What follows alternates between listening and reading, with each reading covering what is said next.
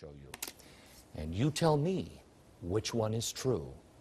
It's a video that just might explain why that phone hasn't rung all this week when I said, look at these people.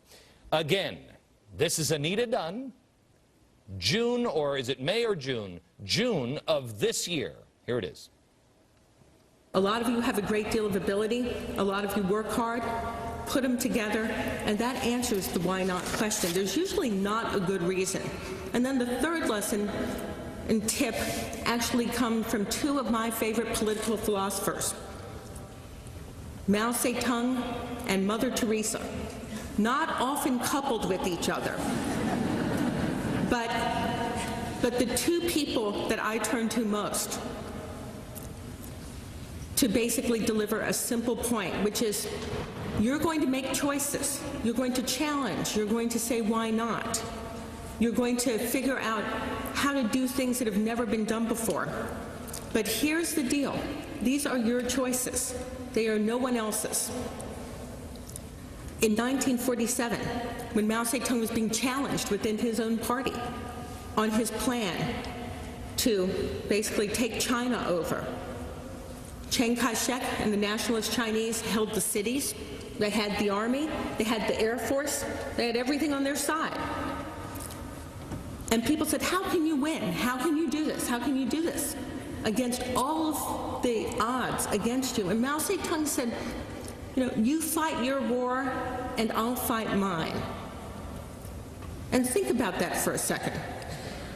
You know, you don't have to accept the definition of how to do things, and you don't have to follow other people's choices and paths, okay? It is about your choices and your paths. You fight your own war. You lay out your own path. You figure out what's right for you. You don't let external definition define how good you are internally. You fight your war, you let them fight theirs. Everybody has their own path.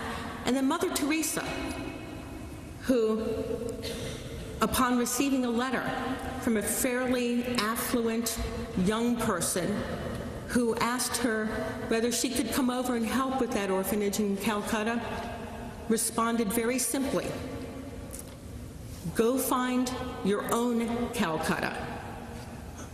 Okay? Go find your own Calcutta. Fight your own path.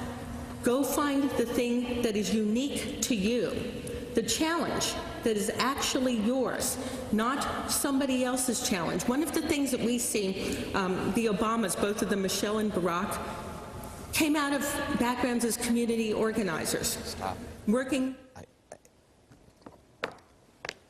I wanted to make sure that we at least played there's more, but I wanted to make sure that we didn't take it out of context. We showed you the nice things she said about Mother Teresa, okay? So the reason why this phone hasn't rung all week is because the most important political philosopher for her is Mao Zedong. Oh, and Mother Teresa. The guy responsible for more deaths than any other 20th century leader is her favorite philosopher? How can that man be your favorite anything? He killed 70 million people. That would be like me saying to you, oh, you know who my favorite political philosopher is? Adolf Hitler. Have you read Mein Kampf? Just fight your fight, like Hitler did. It's insanity. This is her hero's work. 70 million dead. She thinks of this man's work all the time. That was a quote.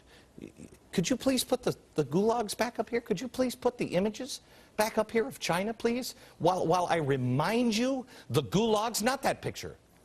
Give me the picture of the Chinese and the brutality, the gulags, the re-education camps. And he's your favorite?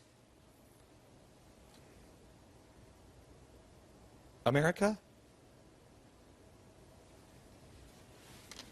How many radicals is it going to take?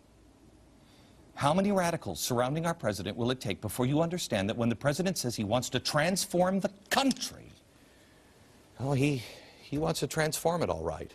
Progressives don't care what you think. They will drag you to reform if they have to. But we're not just talking about progressives now. We're talking about revolutionaries that idolize Mao. You tell me the difference between these phrases. Castro, revolution first, elections later. Mao, people who try to don't commit suicide, don't save them. China is so populous that we can do without a few people. What is the difference between that and the clip I'm going to play for you next?